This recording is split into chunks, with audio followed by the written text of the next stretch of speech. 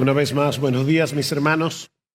Mientras cantaba este himno, recordé un himno muy antiguo que se cantaba probablemente en esta iglesia en sus primeros años, titulado Cuando allá se pase lista.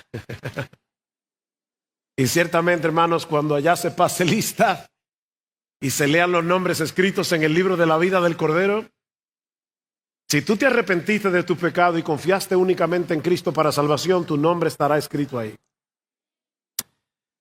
En las últimas semanas, no de corrido, pero sí en las últimas semanas, hemos estado desarrollando una serie que hemos titulado ¿A qué vino Jesús?, en el que hemos estado explorando algunos textos donde el mismo Jesús en los evangelios responde esa pregunta.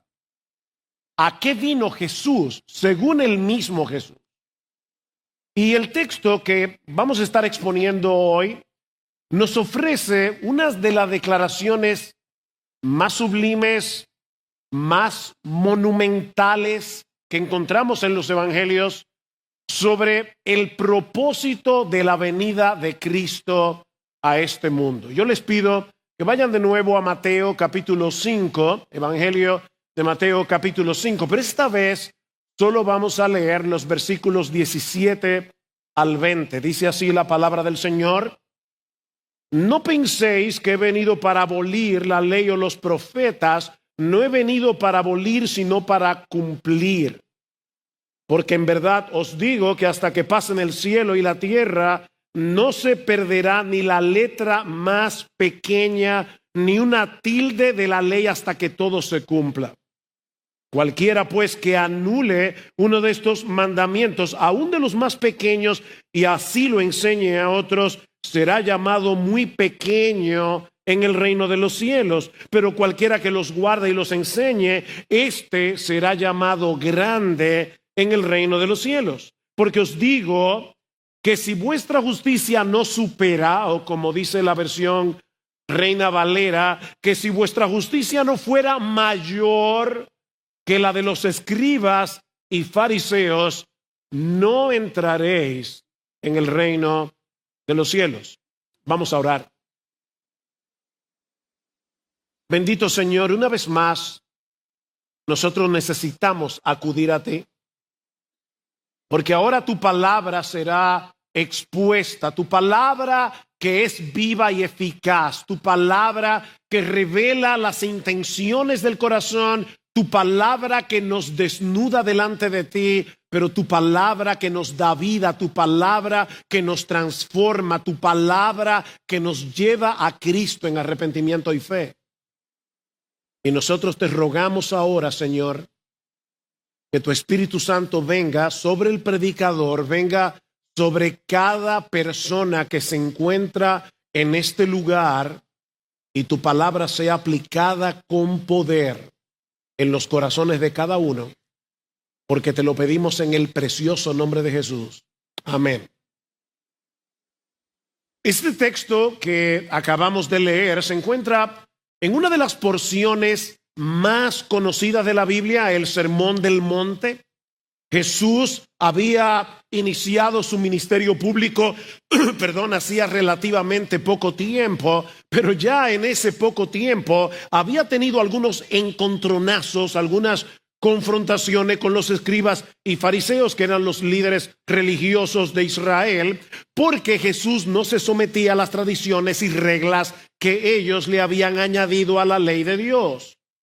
Normas bien estrictas sobre cómo guardar el día de reposo, sobre cómo evitar la contaminación ritual, reglas minuciosas sobre el diezmo, restricciones sobre con quiénes ellos podían relacionarse y con quiénes no. Ahora, irónicamente, todas esas tradiciones, todas esas reglas, aunque complicadas, detalladas, fueron diseñadas para hacer la ley más manejable desde una perspectiva humana. Es mucho más fácil decirle a una persona, bueno, en el día de reposo tú no puedes usar caja de dientes porque dice la Biblia que no se debe llevar carga, y ponerse una caja de dientes en ese día es una carga. Eso lo decían los rabinos en el tiempo de Jesús. Es mucho más fácil decir eso que decirle a una persona, el día de reposo es un día en el que nosotros debemos tener comunión con Dios de corazón, adorarle de corazón, reunirnos con su pueblo para alabarlo como Él merece. Las reglas son mucho más fáciles de guardar.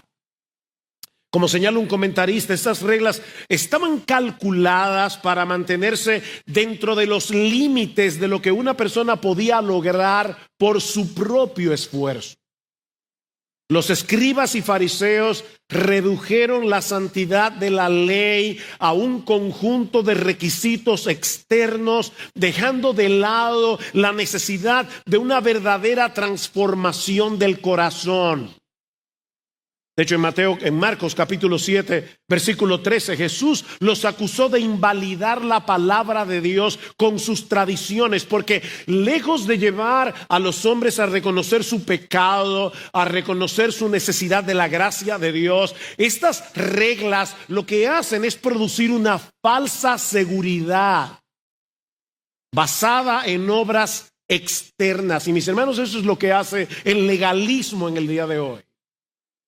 No es de extrañar que muchos, cuando escucharon a Jesús, comenzaron a preguntarse si Él había venido a abolir la ley y los profetas, porque sus enseñanzas contrastaba con la de los escribas y fariseos, que los judíos del primer siglo tenían como la autoridad sobre la palabra de Dios. Algunos estaban pensando, ¿es que acaso Jesús con esta nueva enseñanza vino a abolir la ley y los profetas? Bueno, esa es inquietud la que Jesús responde en el pasaje que vamos a estar considerando en esta mañana. Y hay básicamente 4 cosas aquí que yo quisiera considerar con ustedes a través de estos versículos. La primera, en el versículo 17, es que Jesús no vino a cancelar, no vino a anular el Antiguo Testamento, sino a cumplirlo. Versículo 17. No penséis, noten que mucha gente probablemente estaba pensando eso, no penséis que he venido para abolir la ley o los profetas. Esta expresión, la ley, los profetas, era una categoría general que usaban los judíos para referirse a todo el Antiguo Testamento. Seguramente la mayoría de ustedes recuerda la regla de oro, la famosa regla de oro que aparece en Mateo capítulo 7, versículo 12. Y lo que Jesús dice aquí es que esta regla de oro resume las demandas éticas de todo el Antiguo Testamento. Así que todas las cosas que queráis que los hombres hagan con vosotros, así también haced vosotros con ellos, porque esto es la ley y los profetas. Aquí tenemos la expresión otra vez. O en Mateo capítulo 22, Jesús enseña que el amor a Dios y el amor al prójimo resumen toda la ley y los profetas, es decir, todo el Antiguo Testamento. Así que, mis hermanos, lo que Jesús está diciendo en Mateo capítulo 5, versículo 17, es que Él no vino a cancelar, Él no vino a ignorar, Él no vino a desechar el Antiguo Testamento. Esta palabra que se traduce abolir significa derribar, destruir. De hecho, es la palabra que se usa en Mateo capítulo 24, versículo 2, cuando Jesús predice la destrucción del templo. Mis hermanos, Cristo no vino a invalidar, Cristo no vino a desechar las escrituras del Antiguo Testamento. Él vino a cumplirlas. Cristo vino a mostrar en su enseñanza el verdadero significado y propósito de la ley y los profetas. Él vino a obedecer la ley hasta en el más mínimo detalle. Él vino a llevar a cabo la obra de redención anunciada, prefigurada en la ley y los profetas. Ahora, yo quiero que nos pongamos por un momento en los judíos que escucharon a Jesús aquel día predicando el Sermón del Monte. Los judíos reverenciaban el Antiguo Testamento como la revelación del Dios vivo y verdadero, y en eso tenían toda la razón. Y ahora llega Jesús y básicamente lo que les está diciendo es lo siguiente. ¿Saben de qué se trata el Antiguo Testamento? Acerca de mí. Todo el Antiguo Testamento es acerca de mí. Yo soy el gran tema de esa revelación que ustedes dicen reverenciar. En Juan 5:39, Cristo le dice a los judíos, y otra vez, hermanos, traten de imaginarse la reacción. Examináis las Escrituras porque vosotros pensáis que en ellas tenéis la vida eterna y ellas son las que dan testimonio de mí. Todo lo que hay en el Antiguo Testamento, el tema de este libro, de esta parte de la Biblia que cubre la tercera parte de la Biblia, Cristo está diciendo, es acerca de mí. Y obviamente los evangelios es acerca de Él. Y obviamente el resto de los libros del Nuevo Testamento es acerca de Él. Cristo es el gran tema del Antiguo Testamento y del Nuevo Testamento. Más adelante, en ese mismo capítulo de Juan capítulo 5, dice en el versículo 46, porque si creyerais a Moisés, me creeríais a mí, porque de mí escribió él. O sea, fue de mí que Moisés escribió en el Génesis, fue de mí que Moisés escribió en el Éxodo, fue de mí que Moisés escribió Levítico, fue acerca de mí que Moisés escribió Números, fue acerca de mí que Moisés escribió el libro de Deuteronomio. Es acerca de mí, es acerca de mí, es acerca de mí. ¿Recuerdan ustedes la historia de los dos discípulos que iban camino a la ciudad o a la aldea de Maús luego de la resurrección de Jesús? Dice Lucas, en Lucas 24, que ellos iban apesadumbrados, tristes, porque ellos creían que con la muerte de Jesús habían muerto también todas sus esperanzas mesiánicas. ¿Y qué les dice Jesús? Lucas 24:25. Oh, insensatos y tardos de corazón para creer todo lo que los profetas han dicho. ¿No era necesario que el Cristo padeciera estas cosas y que entrara en su gloria? Y ahora oigan, escuchen. Y comenzando desde Moisés, Génesis, Éxodo, Levítico, Números, Deuteronomio, y siguiendo por todos los profetas, les declaraba en todas las Escrituras lo que de él decían. Es acerca de mí, dice Jesús. Toda la Escritura es acerca de mí. Detrás de todas las historias, mandamientos, ceremonias, profecías, promesas que encontramos en el Antiguo Testamento, hay una imagen central que emerge de sus páginas, una persona que es la clave para entenderlo todo, nuestro Señor Jesucristo. Recientemente oí una historia bien simpática de un papá que la mamá le dice, mira, tú te puedes quedar cuidando a la niña en lo que yo llego, que voy a salir a hacer una diligencia. El papá le dice que sí, pero como él está leyendo el periódico, se pone a pensar, déjame ver qué yo puedo hacer para mantener a la niña ocupada un buen tiempo. Y se acordó que en el suplemento del periódico había un mapa mundi, así que él llama a la niña, le dice, Susi, ven que vamos a jugar un juego. Toma el mapa mundi, lo divide, lo corta en varios pedazos como una especie de rompecabezas, lo mezcla todo y le dice, arma de nuevo el mapa del mundo y cuando termines me llama. Y por supuesto el papá pensó, voy a tener un buen rato para poder leer el periódico, pero al poco tiempo la niña le llama y le dice que ya terminó. Y cuando el papá le pregunta, pero ¿cómo es posible que lo pudiste armar en tan poco tiempo? La niña le dijo, bueno, porque cuando tú estabas cortando el mapa, yo me di cuenta que abajo había la figura de un hombre. Así que yo pensé, si formo la figura del hombre, formo el mapa.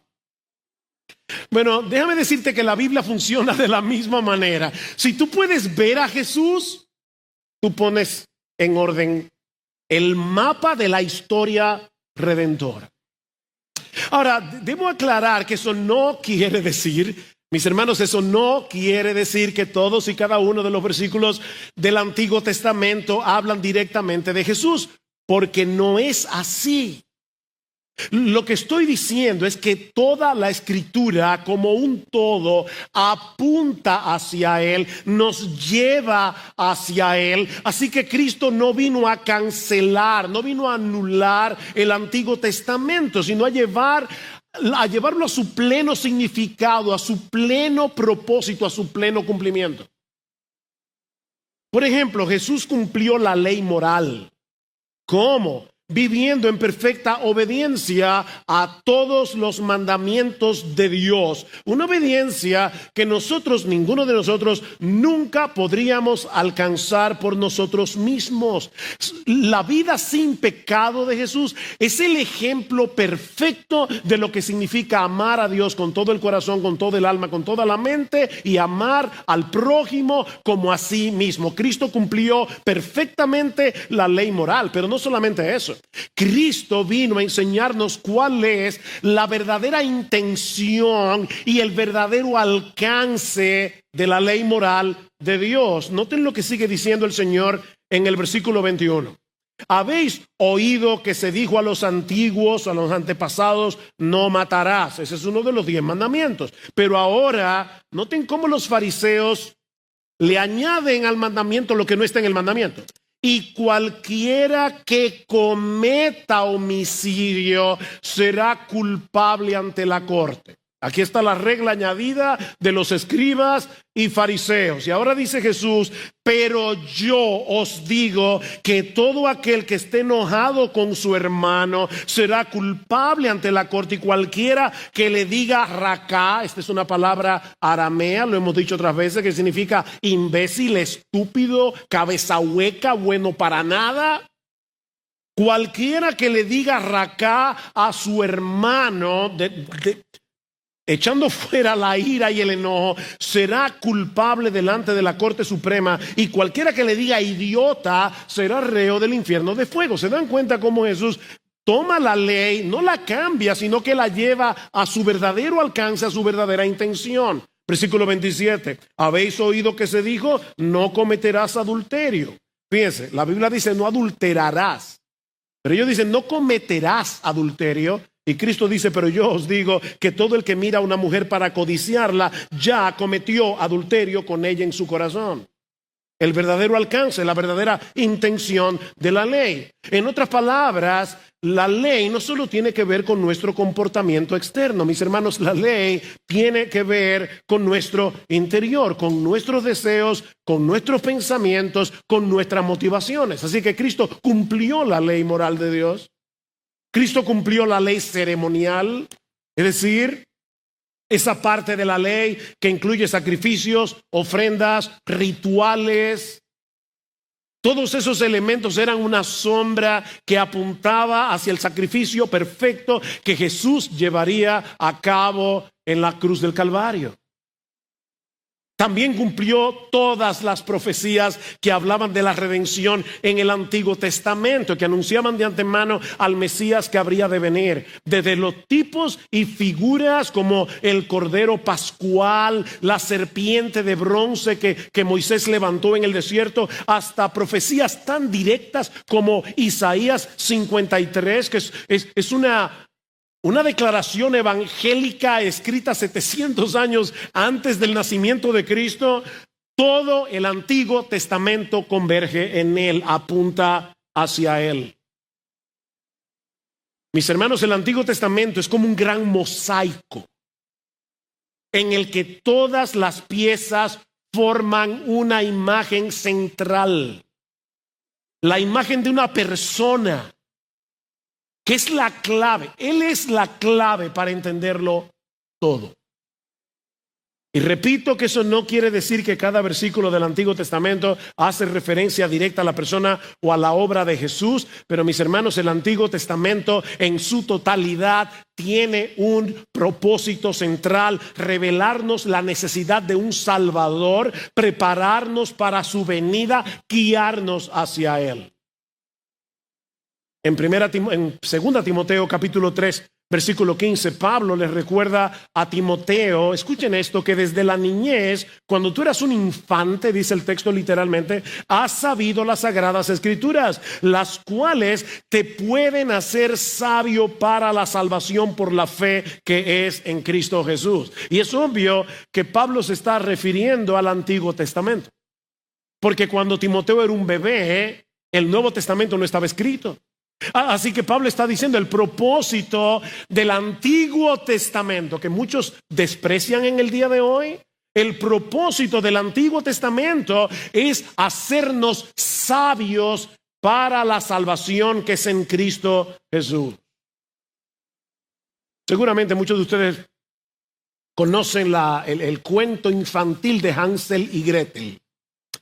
Era Hansel, mientras se internaban en el bosque, iba dejando migajas de pan.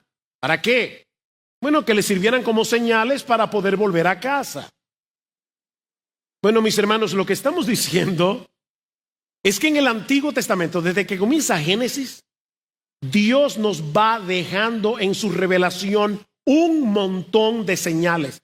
Y no migajas de pan, porque si ustedes recuerdan la historia de Hansel y Gretel, Hansel iba tirando las migajas y las aves se las iban comiendo. No, en este caso no es así. Dios en el Antiguo Testamento nos dejó un montón de señales sólidas, permanentes, que nos sirven de mapa para llevarnos de vuelta hacia Él por medio de Jesucristo.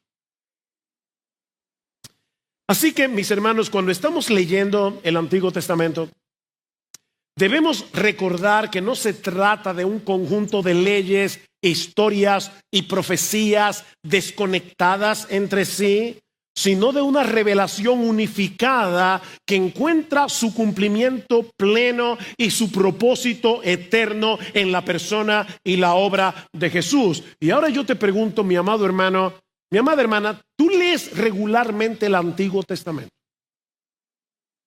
Si yo dijera hoy en la mañana, abran sus Biblias en el libro de Miqueas, ¿tú sabes dónde está? Porque ese libro que hoy llamamos el Antiguo Testamento era tan y tan importante para el Señor Jesucristo, que Él está diciendo aquí, yo no vine a anular esa parte de la Biblia. ¿Por qué no la estás leyendo? ¿Por qué no le estás tomando en serio si Cristo lo tomó tan en serio? Tan en serio que noten ahora lo que dice el versículo 18. Lo que nos lleva a nuestro segundo encabezado. Ya vimos, Cristo no vino a anular el Antiguo Testamento, sino a cumplirlo. Pero en segundo lugar, vemos también que Él vino a establecer el carácter permanente de toda la palabra de Dios, incluyendo el Antiguo Testamento. Versículo 18. Porque en verdad os digo, deténganse allí un momento, la frase que se traduce por 3 palabras en español, porque en verdad, es una sola palabra en el original, es amén. Amén, dice Jesús. Y lo que esa palabra significa básicamente es algo que es absolutamente veraz, algo absolutamente confiable. Cuando Cristo decía amén o cuando decía amén, amén, yo os digo, lo que está diciendo, lo que voy a declarar ahora es extremadamente importante. Ahora dice Cristo, porque en verdad os digo que hasta que pasen el cielo y la tierra, es decir, hasta el fin del mundo, hasta que concluya esta era y comience la eternidad. Y ahora voy a leer de la Reina Valera, porque lo traduce más literalmente. Ni una jota ni una tilde pasará de la ley hasta que todo se haya cumplido. Ahora yo necesito aquí explicar un poco, usando el idioma original, lo que Cristo está diciendo. Porque la palabra que se traduce como jota en nuestras versiones no es la letra del alfabeto español que nosotros conocemos con ese nombre. Es la palabra griega iota, que es el equivalente de la palabra hebrea yot. Es la 10ª palabra en el abecedario hebreo. Ahora, ¿por qué Cristo hace referencia a esa letra? Porque la yod en el hebreo es como una apóstrofe en español. Es una letra del tamaño de la coma. O sea, es la letra más pequeñita del abecedario hebreo. Así que le está diciendo, hasta que pasen el cielo y la tierra, ni una yod, ni una tilde. ¿Y qué es la tilde? Bueno, la tilde era un cuernito que distinguía algunas letras hebreas de otras, que se parecían mucho, excepto por ese cuernito que se llama la tilde. Déjeme ilustrarlo en español para que aún los niños puedan entenderme. Y visualice el abecedario español. La R mayúscula se distingue de la P mayúscula solo por el bastoncito que sale de la barriga de la R, de la P, perdón. Ok, ese bastoncito sería la tilde. Escuchen lo que Cristo está diciendo. Hasta que pasen el cielo y la tierra, ni la letra más pequeñita del alfabeto hebreo, ni un pedacito de una letra pasará o caerá a tierra sin que tenga cumplimiento. Mis hermanos, lo que Jesús está enseñando aquí de la manera más clara posible, de la manera más contundente posible, es la perfección y la autoridad absoluta de la palabra de Dios. De toda la palabra de Dios. O sea, lo que estamos diciendo es que en la Biblia no solo son importantes las grandes ideas, no solo son inspiradas las grandes doctrinas, cada detalle, incluso los más pequeños, son responsabilidad de Dios. Salieron de la boca de Dios. Cada promesa, cada mandamiento, cada palabra, cada advertencia de la Biblia es, mis hermanos, es completamente confiable, es eternamente vigente. La palabra de Dios es tan perdurable como el universo que Dios creó. Es lo que Jesús está diciendo aquí, hasta que pasen el cielo y la tierra. De manera que aceptar la autoridad de Jesús implica aceptar la autoridad de la Biblia. Es imposible proclamar que nosotros creemos en Jesús mientras cuestionamos o rechazamos las Escrituras o cualquier parte de las Escrituras. Déjame hacerte una pregunta. ¿Tú crees en Jesús? Tú tienes que creer en este libro. En todo este libro. Toda la escritura, dice Pablo en 2 Timoteo capítulo 3 versículo 16, toda la escritura es inspirada por Dios y útil para enseñar, para redarguir, para corregir, para instruir en justicia, por cuanto toda la escritura salió de la boca de Dios, que es lo que Pablo está diciendo allí. Toda la escritura salió de la boca de Dios y por lo tanto toda la escritura es útil. Muchas personas en el día de hoy consideran la Biblia como un libro obsoleto, un libro anticuado, que nada tiene que decirle al hombre de nuestra generación. Pero mis hermanos y amigos, si la Biblia es la palabra de Dios, ese libro nunca será irrelevante. Este libro no necesita actualizaciones. No hay que hacerle un update ni un upgrade a la Biblia. La sabiduría de Dios es infinita. Él lo sabe todo. Lo que Dios opina acerca de cualquier cosa es lo que es y nada más. Así que mis hermanos, cuando nosotros escuchamos la voz del mundo, escuchamos las opiniones del mundo que son contrarias a la Biblia con respecto al aborto, con respecto a la homosexualidad, con respecto a la ideología de género, con respecto a cualquier cosa, nosotros tenemos que decir como el apóstol Pablo en Romanos capítulo 3, versículo 4, sea Dios veraz y todo hombre mentiroso. Este libro es la verdad absoluta, la verdad absoluta y verdadera de Dios mismo. Es lo que Jesús está diciendo. Así que si tú no tienes a la Biblia en una altísima estima, tú no estás pensando como Jesús. No estás pensando como Jesús. Déjame hacerte una pregunta. ¿Tú lees la Biblia todos los días?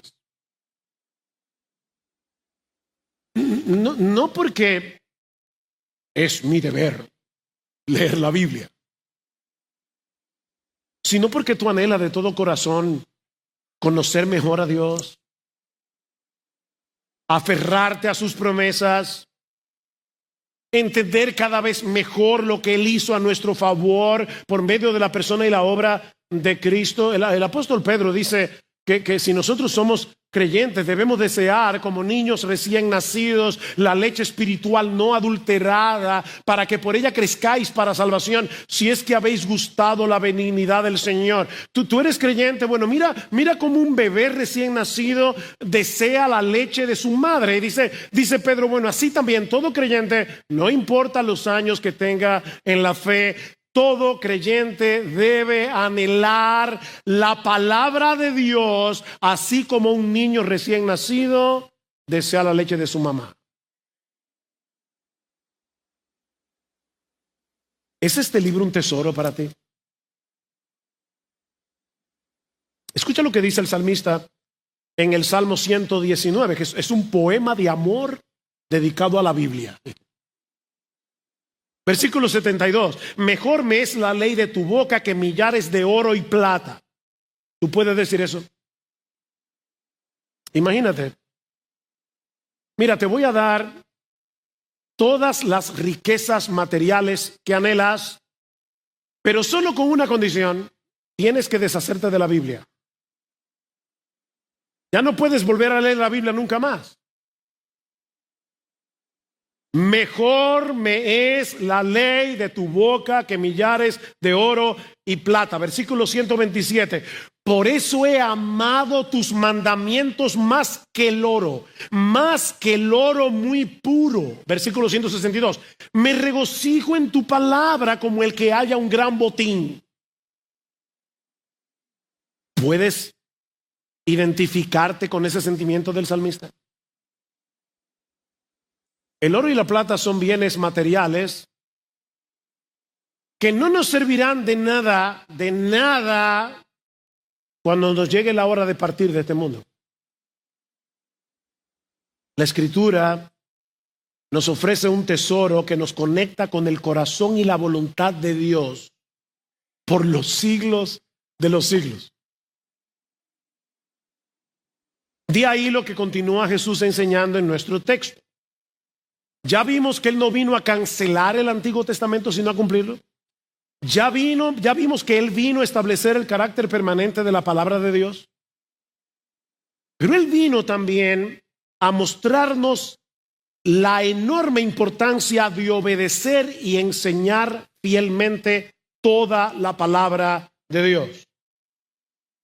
Cristo vino a mostrarnos la enorme importancia de obedecer y enseñar fielmente toda la palabra de Dios. Nota el versículo 19. Cualquiera pues que anule uno solo de estos mandamientos, aun de los más pequeños, y así lo enseñe a otros, será llamado muy pequeño en el reino de los cielos. Pero cualquiera que los guarde y los enseñe, este será llamado grande en el reino de los cielos. ¿Se dan cuenta?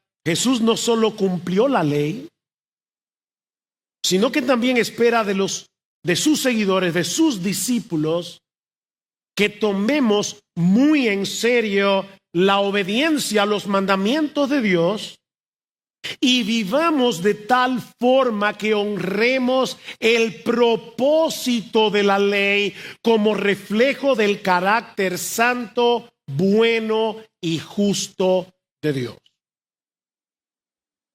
¿Tú eres cristiano? Eso es lo que Jesús espera de ti. Eso es lo que Jesús espera de ti. Que tomes muy en serio cada mandamiento de la palabra de Dios.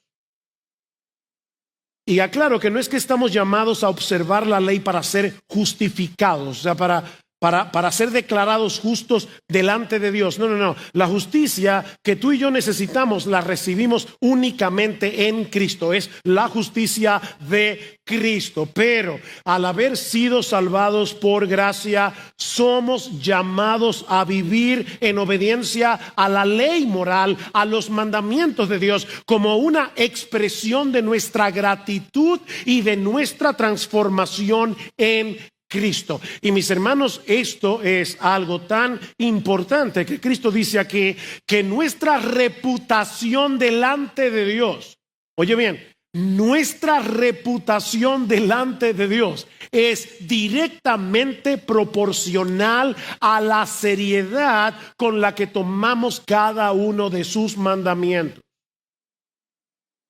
Aun aquellos que a nuestros ojos no nos parecen tan relevantes. ¿Qué dice Jesús? Cualquiera pues que anule solo uno de estos mandamientos, aún de los más pequeños, y así lo enseña a otros, muy pequeño será llamado en el reino de los cielos. ¿Qué significa eso? Bueno, que en el cielo, mis hermanos, habrá grados de honor. Será glorioso estar en el cielo. Pero no solamente este texto, hay muchos otros textos de la Biblia que enseñan que en el cielo habrá grados de recompensa, habrá grados de honor. Jesús no está hablando aquí de ser excluidos del reino, sino más bien de que el honor en el reino, no fuera del reino, en el reino será proporcional a la fidelidad en la enseñanza y la práctica de los mandamientos de Dios. Mis hermanos, Dios honra a los que le honran. Dios honra a los que le honran. Y la evidencia de que estamos tomando a Dios en serio es que tomamos su palabra en serio. Muy en serio. Ahora, déjenme aclarar algo para no crear confusión. Nosotros debemos leer el Antiguo Testamento recordando que todas sus leyes y ceremonias fueron cumplidas en Cristo. Eso es importante. O sea, estamos leyendo los 10 mandamientos y evidentemente nos vamos a quedar muy cortos. Y yo digo, wow, qué bueno que yo tengo una justicia que no es la mía, ya Cristo la cumplió por mí. Estamos leyendo las leyes dietéticas del Antiguo Testamento. Hay personas que leen la Biblia, que leen sobre todo el Antiguo Testamento como si Cristo no hubiera venido, como si Él no hubiera cumplido esas leyes.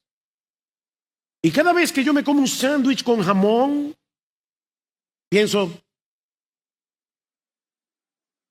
ya esas leyes dietéticas Cristo las cumplió. Ya, ¿qué dice el apóstol Pablo? De todo lo que se vende en la carnicería, compra y come sin motivo de conciencia, porque del Señor es la tierra y su plenitud. Dice en Marcos capítulo 7 que Cristo hizo limpio todos los alimentos. Mi hermano, cómete tu cerdito sin problema de conciencia. Y yo tengo que leer eso diciendo, bueno, eso es el Antiguo Testamento. Cuando yo leo de todos esos sacrificios que había que hacer en el altar, yo tengo que recordar que mi Señor ya cumplió con todo eso. No tenemos que hacer penitencia para ser perdonados. Ya Cristo cumplió la ley en nuestro lugar. Hermanos, eso es glorioso. Como dice alguien, yo no tengo ni siquiera que tratar de impresionar a Dios, porque ya Jesús lo impresionó por mí. Él cumplió la ley. Él es el sacrificio perfecto que quitó nuestros pecados de una vez para siempre, como dice Hebreos capítulo 10. Y en su muerte y en su resurrección declaró completo lo que esas leyes señalaban. Pero todas esas leyes siguen siendo relevantes para nosotros hoy. ¿Cómo? Cristo no vino a anular el Antiguo Testamento. Cristo no vino a cancelar el Antiguo Testamento. No es para que lo metas ahora en el bote de basura. Todas esas leyes continúan recordándonos que nosotros necesitamos un mediador. Un mediador que interceda por nosotros delante de un Dios 3 veces santo. Todas esas leyes nos recuerdan que cuando Cristo murió en la cruz del Calvario, Él compró para sí un pueblo santo. Esas leyes dietéticas, muchas de esas leyes del Antiguo Testamento le enseñaban al pueblo de Israel que ellos eran un pueblo diferente. Mis hermanos, una de las desgracias más grandes de la iglesia de nuestra generación es que cada vez más se parece al mundo. A veces es sumamente difícil distinguir a un cristiano, a una cristiana, de una persona que no conoce al Señor. Y cuando yo leo todas esas leyes del Antiguo Testamento que ya no están vigentes, pero que siguen siendo relevantes, recuerdo el principio que está detrás de ella. Dios quiere un pueblo santo, Dios quiere un pueblo separado, Dios quiere a un pueblo distinto del mundo que lo rodea.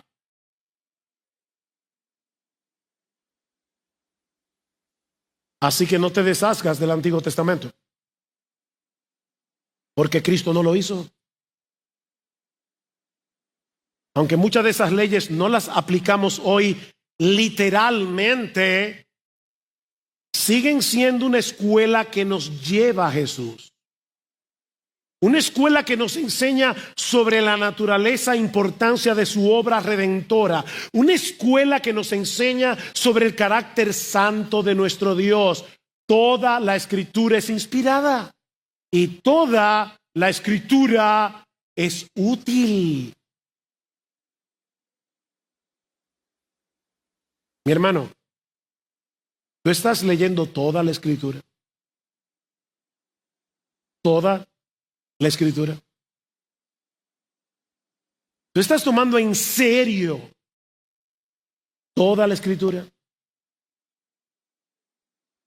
Hace unos años, creo que en el 2009, se produjo un trágico accidente en el vuelo 447 de Air France.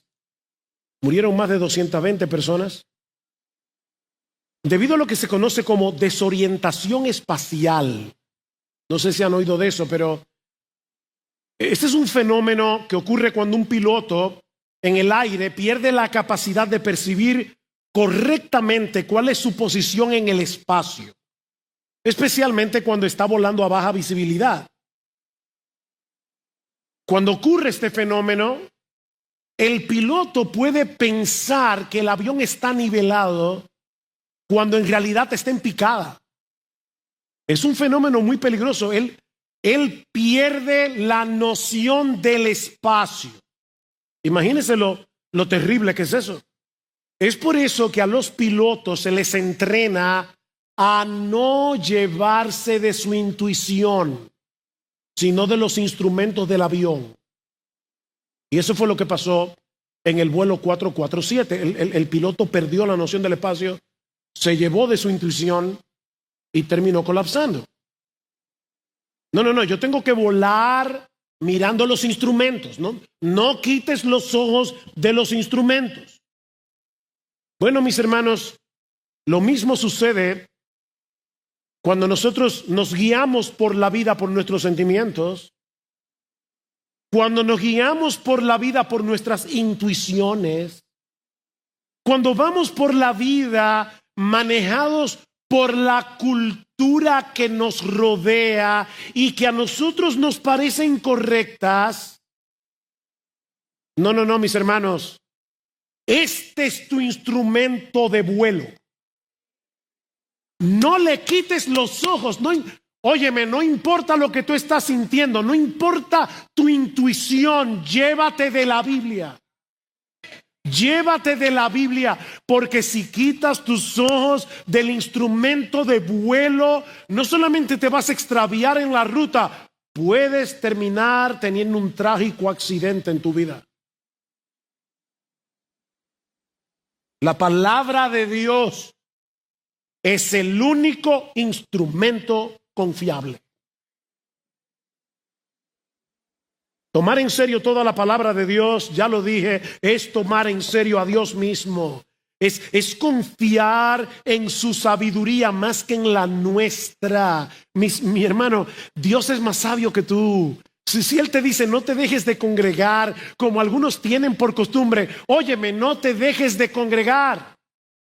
Es que me levanté hoy como yo no soy hipócrita, yo prefiero no ir a la iglesia porque no me sale del corazón.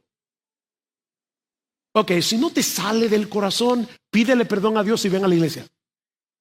Y pídele que en el camino te dé deseo de estar aquí. Pero créele a Dios, mi hermano, no le creas a tus sentimientos. Fulano, mira, sé que estás disgustado con esta persona, tienen un problema, no se hablan. Perdónalo. Es que yo no soy hipócrita y no lo puedo ni ver. Bueno, ¿qué debes hacer? Obedecer a Dios y reconciliarte con tu hermano. Créele a Dios. Créele a Dios. Mis hermanos, rebajar cualquiera de sus mandamientos es una ofensa grave contra su autoridad. Sí, sabemos que todos tenemos una lucha con nuestro pecado y que en ocasiones somos momentáneamente vencidos, pero tú estás luchando. Tú estás luchando o eres de esos que profesan la fe cristiana, pero que siempre le están buscando la vuelta a los mandamientos. Están buscando un atajo. Para que en vez de tú encajar con la Biblia encaje contigo. Cuidado. No lo olvides, nuestra reputación delante de Dios es directamente proporcional a la seriedad con la que tomamos cada uno de sus mandamientos. Y nuestra felicidad y gozo en esta vida también. Tu reputación delante de Dios, tu bienaventuranza, depende de que tú tomes en serio este libro. ¿Qué dice Jesús? Si guardáis mis mandamientos, permaneceréis en mi amor, así como yo he guardado los mandamientos de mi Padre y permanezco en su amor. Y ahora escuchen, estas cosas os he hablado para que mi gozo esté en vosotros y vuestro gozo sea perfecto. Este libro produce gozo. Es el pecado el que desgracia tu vida. Este libro produce gozo. Pero este texto también nos enseña que Cristo vino a producir en los suyos una justicia muy superior a la de los escribas y fariseos. Versículo 20.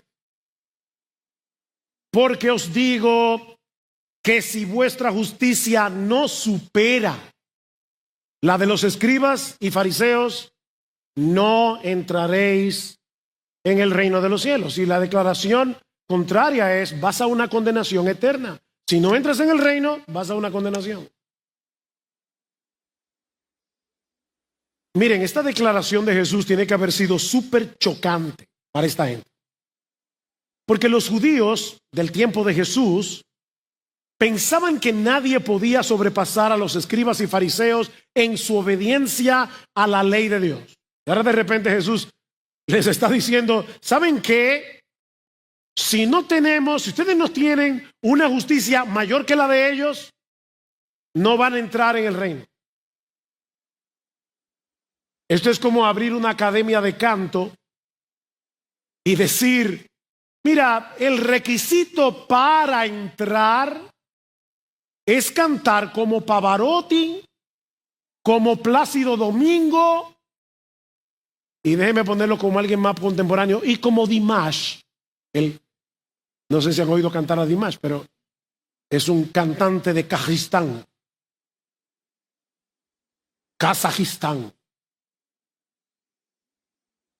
O sea,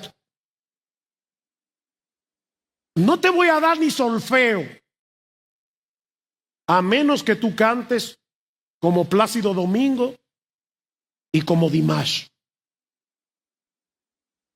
¿En qué sentido la justicia del cristiano tiene que ser mayor que la de los escribas y fariseos? Pero déjeme decirle qué no significa el texto. No se trata de superarlos en puntuación como si se tratara de tener una mejor calificación en el examen de obediencia a la ley de Dios. O sea, no es que los escribas y fariseos sacaron un 70 y para entrar en el reino yo tengo que esforzarme por sacar un 100. No. Lo que Jesús está diciendo es que la justicia de aquellos que son sus discípulos, de los que son creyentes, es de una calidad completamente diferente a la de ellos. No es cuantitativamente mayor, es cualitativamente mayor. La justicia de los fariseos era externa, era superficial, era una fachada basada en el cumplimiento mecánico de reglas, de tradiciones humanas. En Mateo 23 nosotros tenemos un retrato. Si quieres entender cómo era la justicia de los escribas y fariseos, lee Mateo 23, pero déjame leerte por lo menos 2 versículos. Ay de vosotros, escribas y fariseos hipócritas, porque sois semejantes a sepulcros blanqueados, que por fuera la verdad se muestran hermosos, mas por dentro están llenos de huesos de muertos y de toda inmundicia. Ven, es una obediencia externa, superficial, hipócrita. Una obediencia que solo procura el aplauso de los hombres. Pero la justicia que Cristo produce en nosotros a través de la obra regeneradora de su Espíritu, cuando nos da nueva vida, es una obediencia que nace de lo más profundo del corazón. No se limita a una mera conformidad externa a los mandamientos de Dios, sino que fluye de un amor genuino a Dios, al prójimo y a su palabra. Repito, es una obediencia interna del corazón que fluye de nuestra gratitud, que fluye de un amor genuino por Dios, por el prójimo y por su palabra. Esta justicia supera a los escribas y fariseos, es mayor porque no es el resultado de nuestro esfuerzo personal, es la evidencia de la nueva vida que tenemos en Cristo por el poder del Espíritu Santo. Eso es lo que Dios prometió en el Antiguo Testamento con respecto al nuevo pacto. Jeremías 31:33, daré mi ley en su mente, la escribiré en su corazón y yo seré a ellos por Dios y ellos me serán por pueblo. Esa ley que estaba escrita en tablas de piedra, dice el Señor, no se preocupen, yo la voy a escribir en la tabla de tu corazón. ¿Y cómo Dios va a hacer eso? Ezequiel 36 responde, os daré un corazón nuevo, pondré un espíritu nuevo dentro de vosotros, quitaré de vuestra carne el corazón de piedra, duro con respecto a Dios, y os daré un corazón de carne, un corazón sensible, y pondré dentro de vosotros mi espíritu, y haré que andéis en mis estatutos y guardéis mis preceptos y los pongáis por obras. Mi amigo, nadie entrará en en el reino de los cielos sin ese corazón nuevo. Nadie entrará en el reino de los cielos a menos que Dios lo regenere, lo haga nacer de nuevo por el poder del Espíritu. Una obra que produce en nosotros tanto el querer como el hacer la buena voluntad de Dios. Nadie entrará sin esa justicia.